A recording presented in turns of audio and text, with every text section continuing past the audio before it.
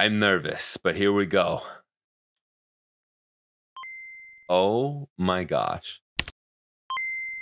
Burn-in is definitely a bigger issue than I initially thought, but I still don't think this is an issue that most people are going to have. All OLED panels are susceptible to burn-in, which is actually more like burn-out, not to be confused with the phenomenon that every YouTuber has in January. Every organic LED will only run for so long, so the most used pixels will be dimmer as time goes on. I like to think of it as a candle, but if the candle gradually dimmed the light from the flame as it melted. Hopefully that makes sense. This was kind of a big problem when OLED screens started hitting the market, but it's generally not something you need to worry about anymore. OLED displays come with a lot of tools to help prevent burn-in or even it out over time. I've been using my LG OLED TV for about 3 years now, and it still looks as beautiful as ever. So why does my AMOLED GBC look so bad already? Well, this panel is actually from an old BlackBerry Q10 that was made 11 years ago. It has none of those pixel saving features that we see in OLED screens today. So how long can we expect these screens to stay decent looking? That's a bit more complicated.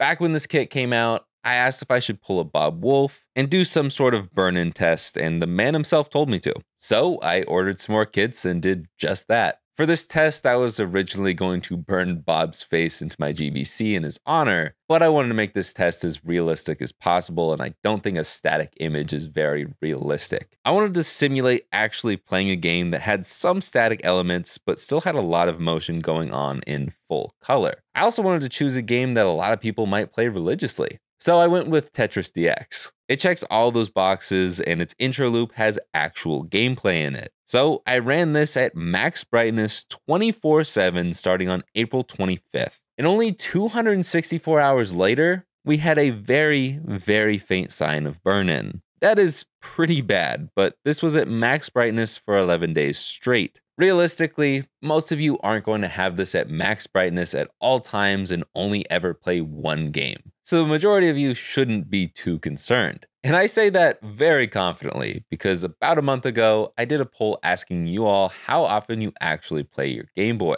or Game Boys, because let's be real, most of us have a lot of them. Half of you play less than an hour a week, myself included. Even if you play 2 hours a week of the same game at max brightness like clockwork, it would take you 2.5 years for you to get this little of burn-in. Make that 5 years, or honestly even longer, if you set that to half the brightness. And if you played more than just one game for those 2 to 5 years, would you really have to worry about it? I don't think so. Now, if you are the type to play Tetris every day on your commute to and from work, and you're playing for those 2 hours a day while you're driving down I-5, you might die in an accident before this screen dies on you because it's very dangerous to game and drive. But in all seriousness, if you are a part of the 6% who plays this every day, you might not want to have an OLED panel in your Game Boy. You'd be seeing this level of burn-in less than 1 year in. But again, that's only at max brightness while only ever playing one game every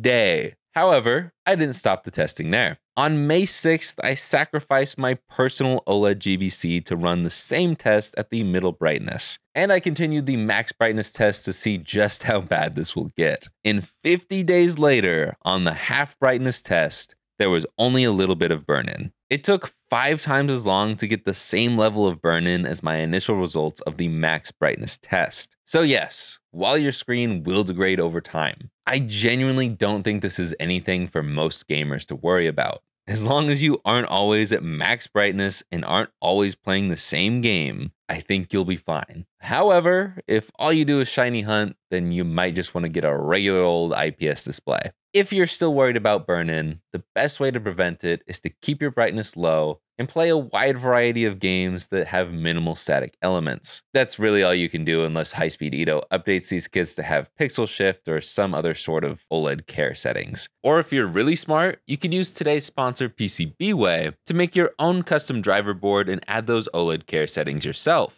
But you can do even more than that with PCBWay, like 3D printing, CNC machining, injection molding, and of course, PCB fabrication and assembly. They were the ones who helped me complete the Frog Boy color project I did in a video not too long ago. I couldn't have done it without them. They've been doing this for 10 years now, and I think you'll be satisfied with their services. So if you want to give PCBWay a shot, check them out in the link in the description. And thank you to PCBWay for sponsoring this video. If you want to see my initial reaction to the results of the burn-in tests, it is now live on the second channel, Jake64. Oh, right. This is what the max brightness one looks after 61 days or 1,464 hours of Tetris DX. I show it off a bit more in the second channel video if you're curious. But what do you guys think? Am I defending this kit too much? Are you not going to go AMOLED after seeing this experiment? Let me know in those comments down below. I'm still going to sell some modded Game Boys with the OLED kits in them. I think it's fine. I'll do a mix of IPS and OLED though. But that's really it for me. So like, subscribe, and I'll see you guys in the next one.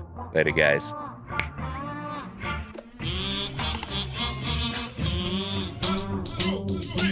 Also, I just made a new shirt and you should go buy it, retroremaster.com.